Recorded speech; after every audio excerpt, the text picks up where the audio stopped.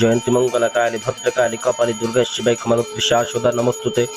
কালী কালী মহাকালী কালীকে পাপ হরিণী কর ধর্মকাম্পতি দেবী নারায়ণী নমস্তুতে। মৈষয়ী মহামাহে চামুন্ড মুন্ড মালিনী আরোগ্য বিজং ধী দেবী নমস্তুতে। যে বান মারণ বিদ্যার মাধ্যমে মাত্র 24 ঘন্টার মধ্যে দূর থেকেই, দেশ থেকে হোক বা বিদেশ থেকে হোক, যে কোনো উপায়ে আপনার এই বিদ্যার মাধ্যমে শত্রুকে একেবারে ধ্বংস করে ফেলতে পারবেন মাত্র 24 ঘন্টার মধ্যে। শত্রু হঠাৎ করে স্ট্রোক করে দাফায় দাফায় স্ট্রোক করে হুট করে পড়বে, হুট করে শেষ হয়ে যাবে।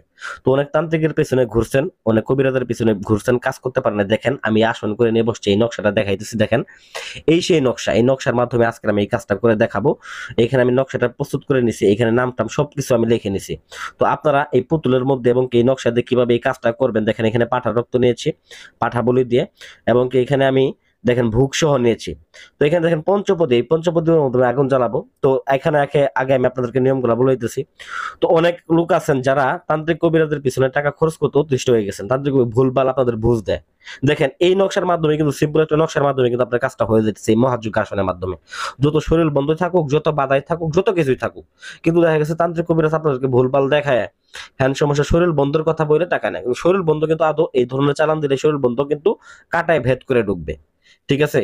কারণ এগুলা কাজ তান্ত্রিক কবিরাজ হ্যান মানে ভুলভাল আপনাদের বুঝ দিয়ে আপনাদের কাছে টাকা হাতায় নেবে।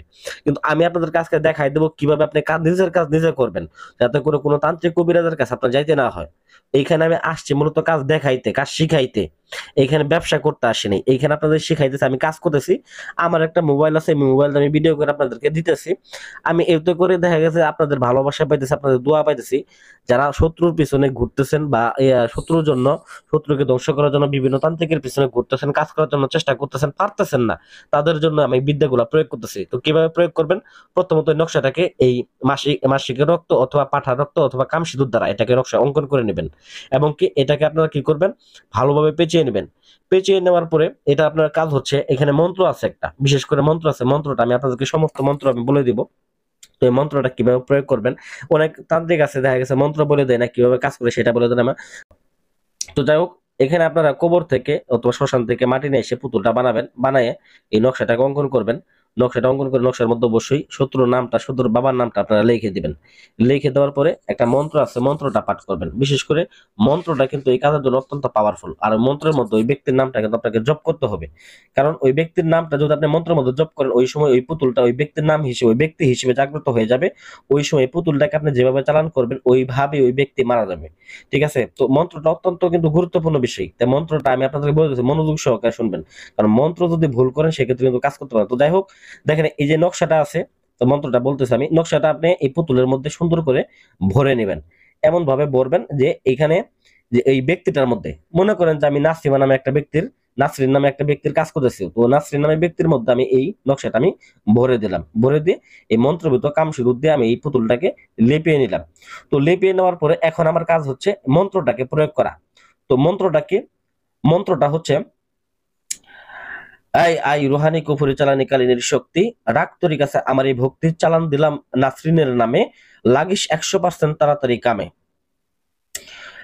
আবারে বলতেছি, আই আই রুহানি কুফরি চালানি কালিনের শক্তি, রাগ তরি কাছে আমার এই ভক্তি, চালান দিলাম নাসরিনের নামে, লাগিস 100% তাড়াতাড়ি কামে। ঢুকিয়ে দিলাম অমুককে, মানে এই অমুকের জায়গায় আপনারা বলবেন কি নাসরিনকে। নাসরিনকে পঙ্গু বান চালান, কিরা দিলাম আল্লাহর সার কালাম, নাসরিনের চালান যদি যাই বিফলে, কালের বোধাই মহাদেবের মুখ পরে, যা রুহানি যা কুফরি যা চালানি, যাহ যাহ যাহ নাসরিনের কাছে যা।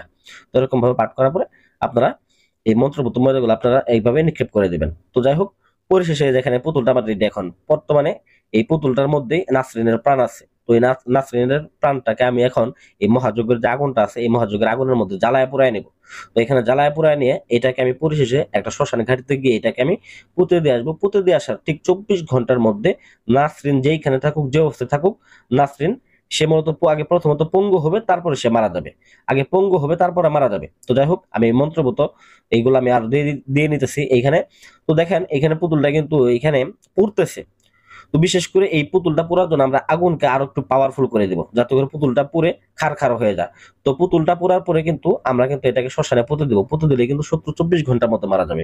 এইভাবে যদি কাজ করে 100% ফলাফল পাবেন। এইভাবে কিন্তু কোনো তান্ত্রিকে দেখাবে না। তো যাই হোক, আমরা আপনাদের দেখালাম যাতে করে নিজেদের কাজ নিজেরা করতে পারেন। কারণ দেখালে তাদের ব্যবসা থাকবে না। ভাই আমরা তো এখানে ব্যবসা করতে আসেনি, এই জন্য আপনাদের দেখাই দিলাম।